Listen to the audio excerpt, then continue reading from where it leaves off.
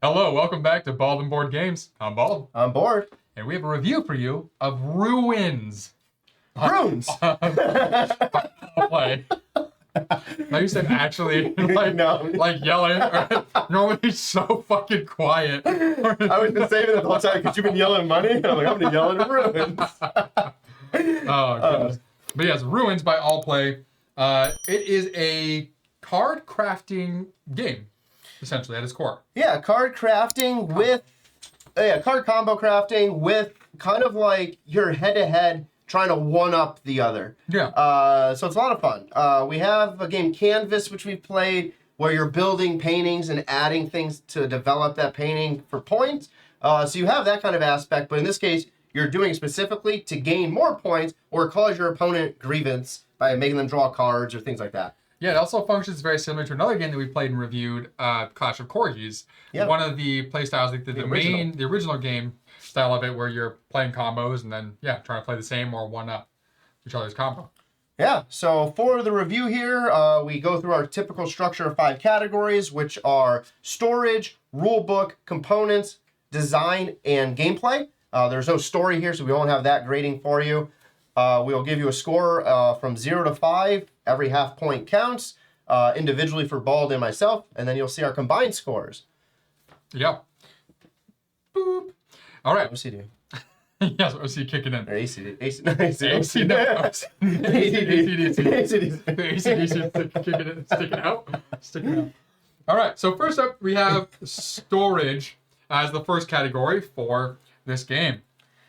So, storage. Similar to the previous 2 games we just reviewed, All Play uses a very simple square box. Mm-hmm. It's about 2 inches high, as you can see it right here. For the components that they provide, it's a lot of cards. We have some in sleeves, some are not sleeve. You have a few things that fold up, and a bunch of tokens. You put all the cards down first and kind of push them to one side, stick all the tokens down the other side, and they pretty much all fit in the box. Fairly nice. This is the round tracker, dumbass. Oh yeah, great. The entire time. Raise the card. So my storage for this is going to match both odd land and money because there's nothing really bouncing around. The tokens just fit down the side of all the cards. It's a 5. Yeah, I'd agree. Typically, I don't like, again, games just have stuff being thrown into stuff. No, stuff and things. Stuff and things. Things and stuff and things. But again, this was very specifically designed to fit everything. This one goes right to the top with all of these cards here that are sleeved, mind you. Go right in with all these cards, right on top of those or below those, and then the rest of the components, again, right down next to them. And the majority of the components are really these little fire chips that we have here. So I will give it a 5 as well. All right. Next up is the rulebook. So in this case, that would be the physical rulebook itself, as well as any player aids. So player aid here, very, very clear, tells you how to win. And there are 2 ways to win this game, and then it gives you the game round. Very straightforward, to the point, and you know how to play. On the back side, it has the explanation of all of the discovery effects here. So those are going to be on these discovery cards. All those effects do. And then we have here the actual rule book itself, which is, again, is that fold out here and on both sides. Everything is bolded here to where it's easy to find. And then you have your components list and your setup over to the side over here. You have some diagrams that are displaying how cards will lay in with each other. It talks about flipping cards over, which we'll get to in a moment. But again, very, very clear, concise, to the point. The only bit of confusion we had with this one was a section where it's talking about using these, building the cards, and playing the cards. So that was one thing I think that could have been slightly improved that caused a little bit of confusion when we went to go start. But it is, other than that, it's great. Easy to learn. But because of that one misstep, without that clarification, I am going to give this a 4.5. All right. So for me, in terms of the player aid, completely agree. How to win, game round and structure, goes over the discovery effects on the back so you can see what's in the marketplace, glance over and see exactly what all of those indicators do. And I love the fact that there's a fun variety of being able to add on to your own cards, as well as other things, which we'll talk more about in gameplay. To Nick's point, it was super confusing. We had to like talk back and forth for a good few minutes on how, on your turn, what you could do because of the word how it's played cards versus cards you're going to play. Or cards you're playing. Or cards you're playing. So that was confusing. I do agree with the score of a 4.5. Okay. Next we have the components. So the components are what everything's made out of. So what these are made out of, what these are made out of, this, those, that. So what they're made out of, not what they look like per se, but the material themselves. Yep.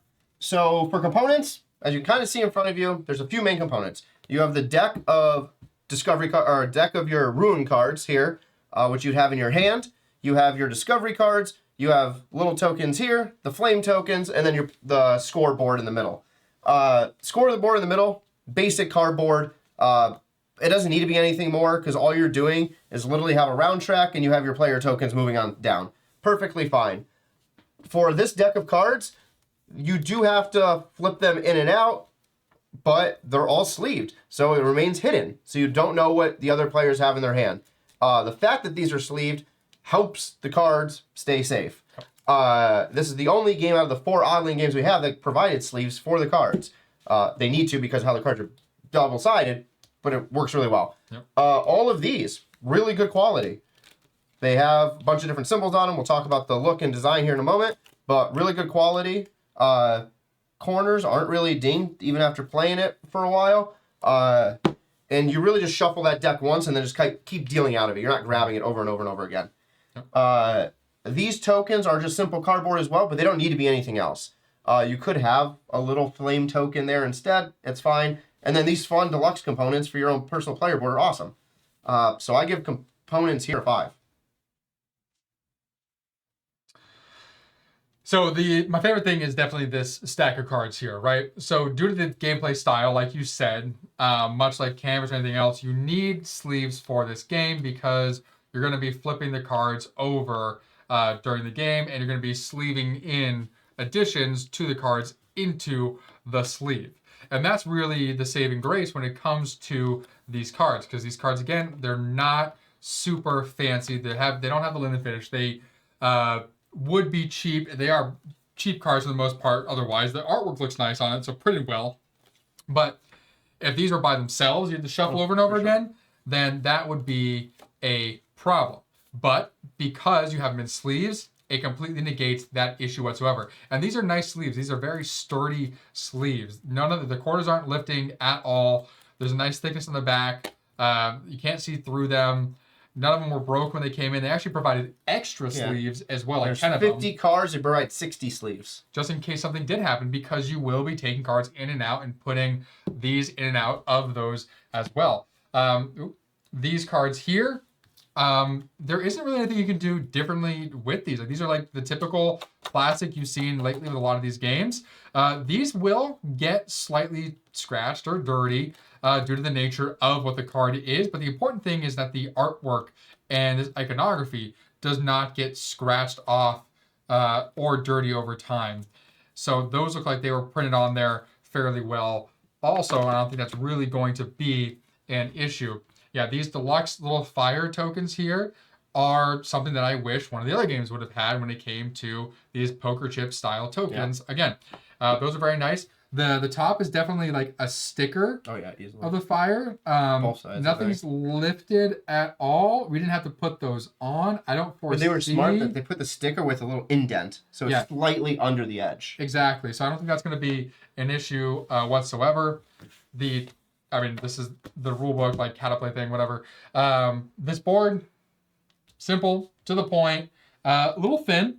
You know, maybe could have been slightly thicker, but as long as you're not whipping it around, it sits there the entire time. So you're not picking up and moving it, so you're not going to really have an issue with that. The wooden player tokens here, those are simple, to the point, and again, these cardboard fire tokens are what they need to be. So it gets a 5 from me as well. It does what it needs to do, and then they really went above and beyond by providing those really nice sleeves.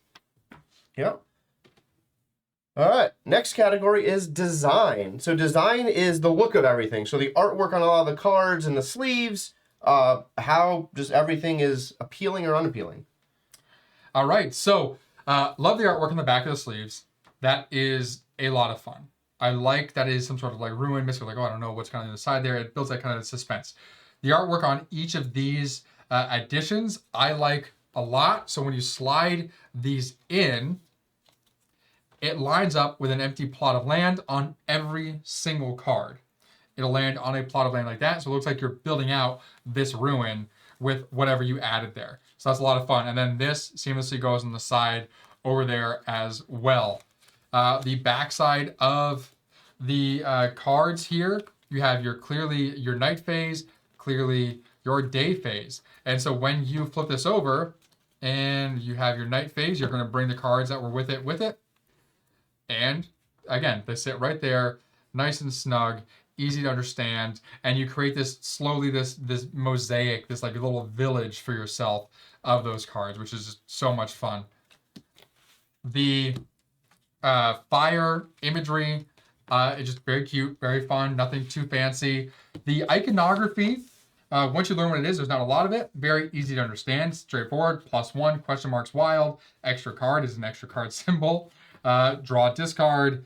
Opponent's draw was the one I had to look at a couple times because I kept forgetting between the two what they work. So you use them a lot. The dual fire when you get fire back. Funny. Exactly. So everything very clear, very fun to look at, very creative in how everything stacks together. I give it a 5 for the design. Yep. So for me, I'm going to move these out of the way for a second and show something, which I think is phenomenal.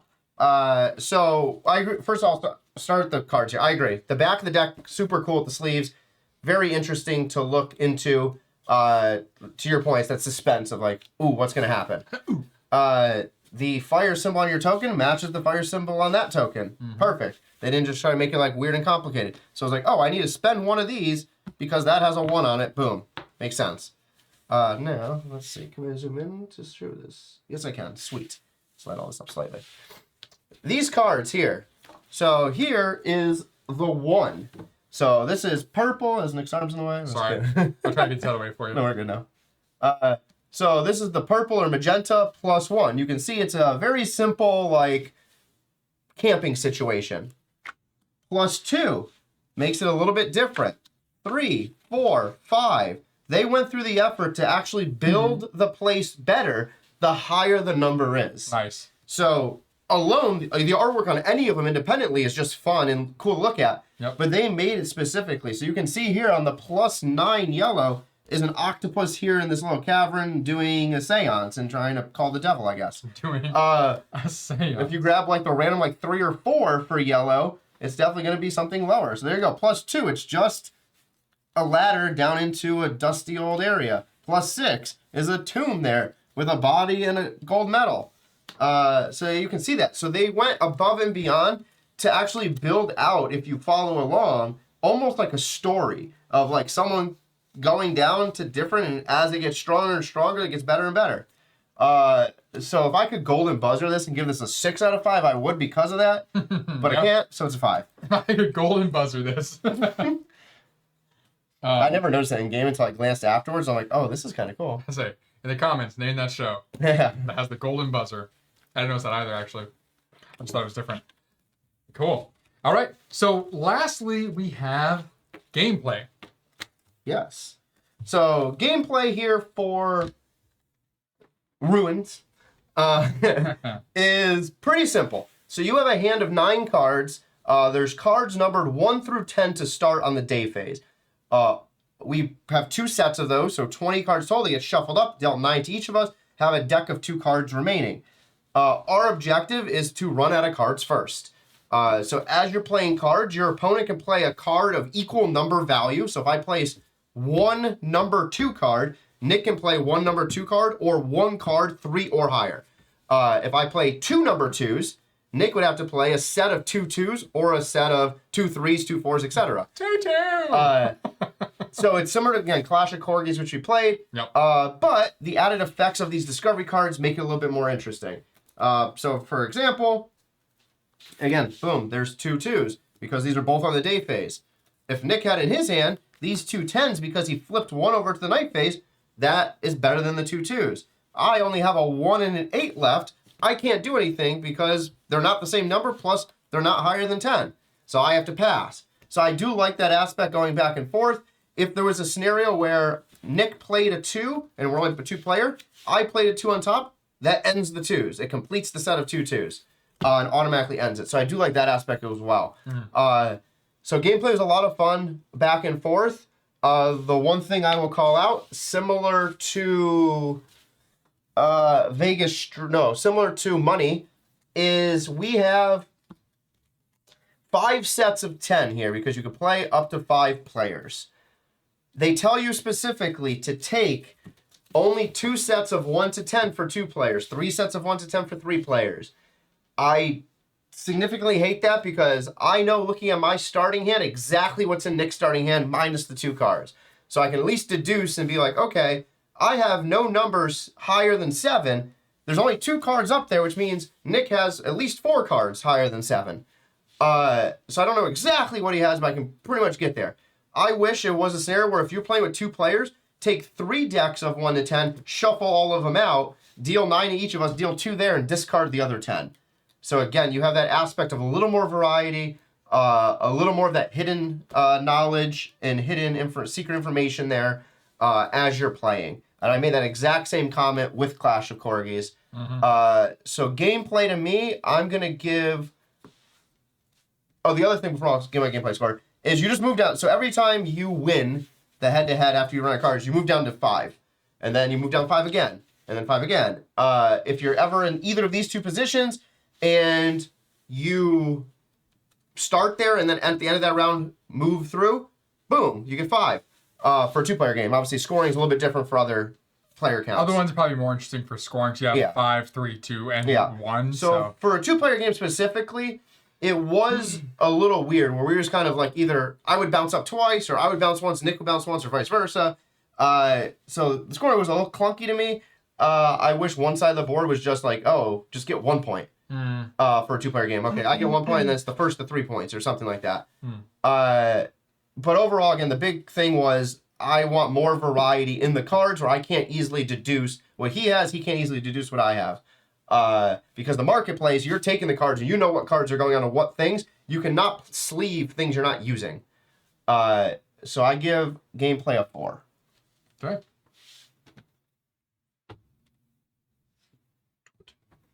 Okay. All right, so gameplay. I really like this new thing that's been happening with games where you have cards and you have these see-through other cards that are sliding into the sleeves to change the artwork and look of the card. Canvas was a lot of fun for that. This here, I think, is also a lot of fun. So what I like about this that I think, Clash of Corgis, didn't have is that every game is going to be different. Because every single crafted card is going to be different, whether you reverse it to the knight side or you don't. And whatever you add to the card, you could add up to like 3 upgrades to each card. So that keeps things a little bit different. And I think that redeems it from your issue with it, which is, I know what cards are there. Because the cards are always going to be different. I think really we know the big cards are there, like the 20, the 19, the question mark. Okay, we know those are there. We don't have those. And that's why I like that it has this whole functionality where it's like, you know what? I want to make sure I always have that card if it's dealt out. So you can place this in there like that, and you're claiming that card. Like 3 deals in a row, the 2 cards remaining were always one of yours. No, last time it was yours. 2 cards remaining yours. Oh, no, but like the first time we played, I think there was like multiple times yours just kept going there. I had one that would go in there, yeah. That was that 10 with the plus, and I get it every time. The last game, you kept getting both of mine. That's true. So I really like that. I like the marketplace aspect and being able to try to balance that out and like combo. Okay, I played this card that has the fire, so I'm going to buy this and I get that back. I got the fire. That's a lot of fun. Trying to figure out, okay, do I hold on and I play 1 card right now, or do I go and do I bust out, my 3-card combo right now, depending on who you're playing against. You really learn how they play and try to figure out, okay, what are they doing? Because even though you may know what cards they have, you don't necessarily know how they're going to use those cards with the marketplace. So I like that aspect of it a lot. For the points, I don't mind. I thought I was gonna have an issue with the like 5-point jump, but each game that we had, except for every game we had went to 5. Yeah. Everyone had, so like you went up, I went up, you went up, I went up, or vice versa, and then it always came down to the last game, which was great.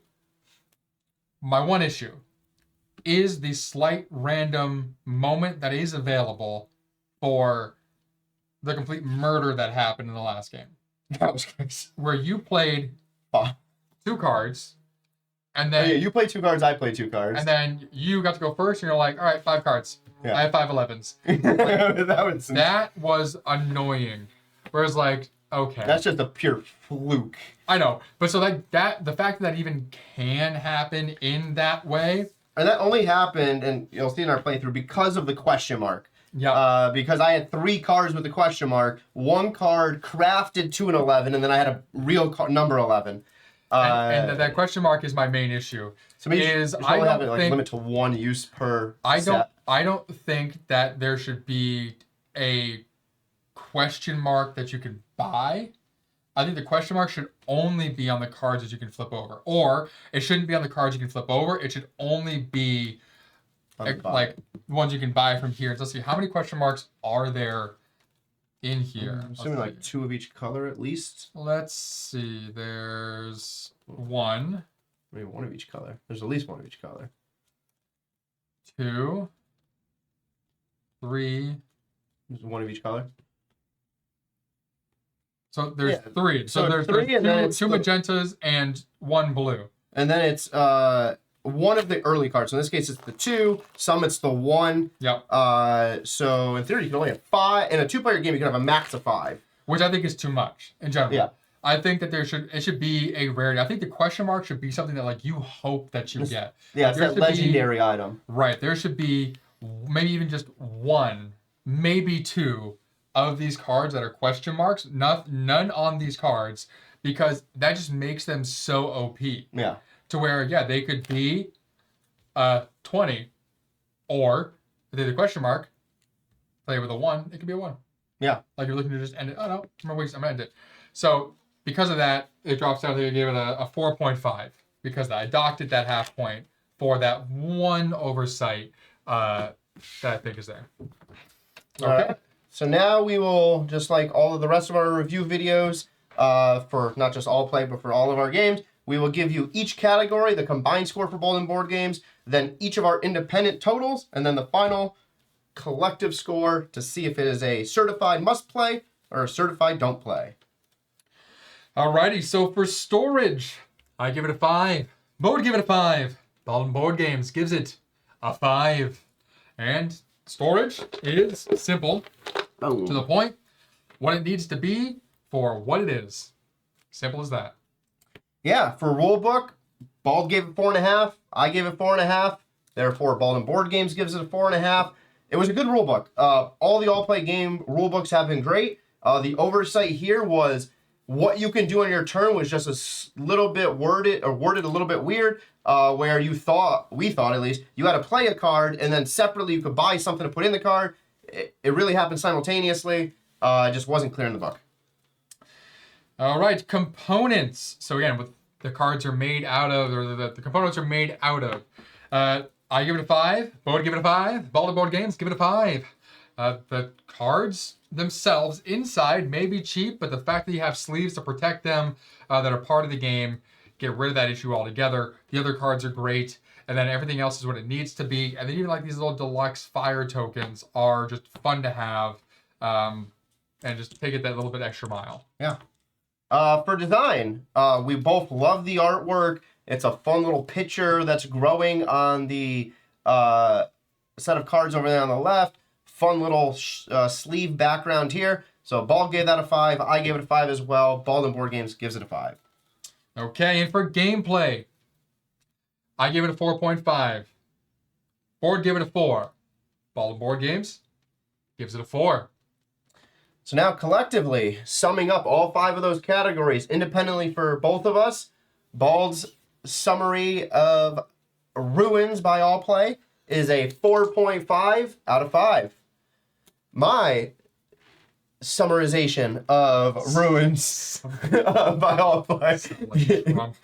Get out of here! No, it sounds like an I created a actual, new word. not a stable little genius. Equalize. Summarization's a word. I know, so it's equalized. Oh yeah, You're an idiot. yeah. That's what I'm saying. So my total for Ruins by All Play is 4.5 out of 5. Therefore, both of us combined with the same score, it is a 4.5 out of 5, which means That Ruins. Damn it. nailed it. Ruins by All Play is a certified must play here at Baldwin Board Games. Yes. It was a lot of fun. What's the first one we dove into? No, this is the second one. No, third one we dove into. Yeah. Yep. Third one we dove into. They were all fun. They were all very different. The card crafting is just such a fun thing to do. Definitely taking ideas for some of our stuff that we're doing later on down the line with the stuff that we have going on. If you enjoy this card crafting thing, if you play Canvas and like it, definitely pick up Ruins. You will love this just as much. If you like that combo card play kind of functionality or mechanic, again, pick it up as well. So much replayability here. It would be very interesting to play with more than 2 people, obviously. Of course. Easy to learn, easy to play, endlessly replayable. Yeah, definitely. So please check out our next video, which will be the final review of the group of 4 here from All Play, which is Vegas Strip. We will have more content coming here in the next week. We have a bunch more games we've done unboxings for. We'll be doing more rulebook rundowns, as well as digging into a new theme in June for our normal Thursday videos. Yep. Yeah, constant content. Crowdfunding stuff constantly coming in. Yeah. Which is fun. That's why we do this. We want to share that joy with all of you. So if you played Ruins, and if you liked it or didn't like it, let us know in the comments below. If you don't agree with our score, let us know why. We love to chit chat about it. If there's anything that you want us to review that you see either behind us or that you've played or that you're thinking about playing, let us know. If we have it, we'll definitely bust out a review for you. A bunch of you already asked for a bunch of reviews. We've been working on those. We have a few in the tank that we'll be launching soon and some more that we're going to be getting to. We've been working on big games like Isafarian Guard. We're almost through Campaign 1 of that. And after we get through Campaign 1, we will be doing a review for Isafarian Guard after spending multiple hours in that. And then we will be jumping into other games and giving more reviews. We'll try to do that more often. Any game that comes in via crowdfunding, we're going to continue to do the unboxings and the rulebook rundowns to teach you how to play as we play, and then try to jump into a playthrough of those as quick as possible. And if you want to watch our playthroughs live, we do play live on Thursdays on Twitch at 8 p.m. Pacific Standard Time. And then for our crowdfunding games and our campaign games like Isafarian Guard, we tend to play those Saturdays around 1 p.m. Pacific Standard Time, also on Twitch. If you want to know for sure what we're playing, when we're playing, and how we're holding up, then follow us on Instagram at Bald and Board Games. That's right. Well, thank you for joining us here at Bald and Board Games, where we gave you a review of Ruins by All Play. I'm Bald. I'm bored. We'll see you in the ruins.